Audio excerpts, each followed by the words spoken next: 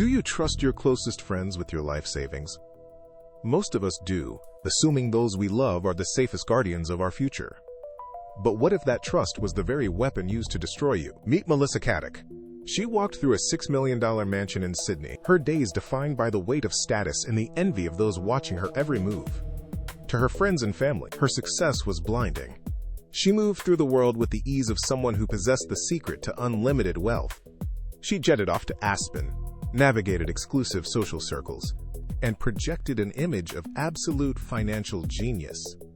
They watched her, they envied her, and eventually they believed her. One by one, they handed over their life savings, their superannuation, their children's inheritance. They watched her record their deposits, confident that their money was tucked away in secure accounts, growing steadily in the market. They stood in her living room, shared glasses of wine, and felt the warm, comforting glow of security. They had no idea they were funding a hollow shell. They were not just investing.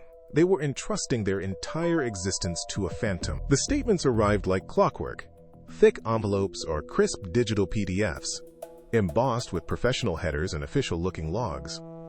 Investors opened them and saw the numbers climb. They saw growth. They saw safety. But every digit was a lie. Melissa was not a financial advisor. She held no license to move a single cent. She had simply harvested the credentials of a legitimate firm, copy-pasting their history to build a mask of credibility. The accounts they thought they held did not exist. There was no connection to the Australian stock market, no trade execution, no growth. There was only a keyboard and a printer. She spent her nights engineering the fiction, crafting false balance sheets that looked real enough to satisfy the most cautious friend. The investors checked their balances, saw the consistent, moderate returns, and felt the satisfaction of a plan working perfectly. They did not know the paper was worthless. They did not know the credentials were stolen. Beneath the glossy surface of their accounts, there was nothing but air. The machine of their future was empty. The ledger was a ghost. Every cent those investors deposited flowed directly into a web of private bank accounts controlled by one person. There was no market entry, no diversification, no hedging against risk, just the immediate transfer of life savings into her personal ledger. She operated a classic brutal cycle. When an early investor asked for a withdrawal, she simply took the cash from a new victim to pay them out. It was a shell game played with the lives of people who had invited her to their tables and entrusted her with their futures. For 8 years, she maintained this rhythm. She watched the balances grow, not in a stock market, but in her own personal holdings.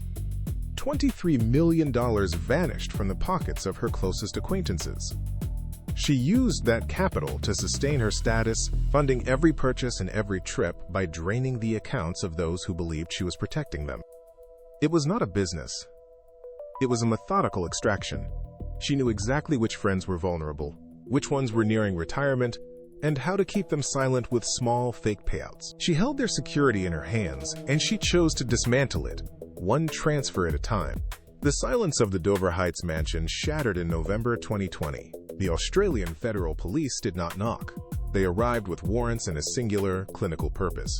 Officers moved through the halls with precision, sealing rooms, and securing every computer, tablet, and hard drive. Melissa watched from the living area as they cataloged the evidence of her 8-year deception. The air in the house turned heavy, with the sound of drawers being opened and files being pulled from shelves. She stood motionless as they seized the very devices used to craft the fake statements. Every digital footprint, every forged document, and every unauthorized transfer was now being logged by the authorities. The walls were physically closing in. She saw the officers uncover the hidden files, the ones she had carefully maintained to keep her friends in the dark. The facade was not just cracking, it was being dismantled piece by piece. There was no room left to maneuver, no new victims to recruit, and no more capital to drain.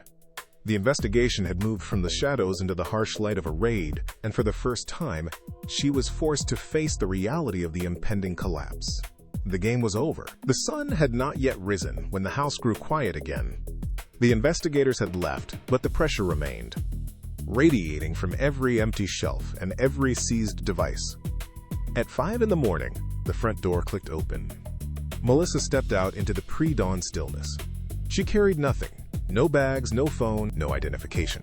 She moved toward the street, her pace steady, neither rushing nor lingering. She reached the edge of the property and turned away from the mansion, disappearing into the gray light of the neighborhood. The minutes ticked by, then hours. When the sun climbed high, the house remained empty. No one saw her return, no neighbors reported a sighting. By midday, the silence had transformed into a frantic search. The police returned, but the trail had gone cold before it even began. A firestorm of speculation ignited across the country. Had she orchestrated a final escape? Was she already miles away, crossing borders under a new name? The mystery deepened with every passing hour of her absence. She had walked out of her life as easily as she had walked into it, leaving the world to stare at an empty threshold, wondering if she was a victim of her own design, or a predator who had finally slipped the cage. Months bled into one another while the search for her whereabouts hit a wall of dead ends. The public obsession grew, shifting from theories of a grand escape to the cold possibility of a permanent departure. Then the ocean broke its silence. A beachcomber walking the shoreline spotted a single running shoe wedged against the rocks. The item was weathered, crusted with salt and sand, but it held something that defied expectation. Inside the shoe, investigators found a severed foot. The discovery sent a jolt through the investigation, turning the tide of the entire case. Forensic teams took the remains, moving the focus from a missing person search to a grim biological analysis. The wait for the lab results felt like a suspension of time for everyone watching. When the report finally surfaced, it extinguished every lingering theory of a hidden life abroad. DNA testing provided a definitive match. The evidence was absolute and final. Melissa Caddick was dead. The news hit with the weight of a leaden anchor, transforming the open-ended mystery into a closed, harrowing chapter.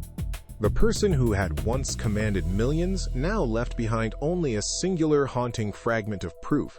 The silence left by her death was heavy, but the chaos it created for others was deafening. 74 investors faced the total evaporation of their life savings. They were not just victims of a crime, they were architects of their own ruin, having trusted the wrong person with their futures.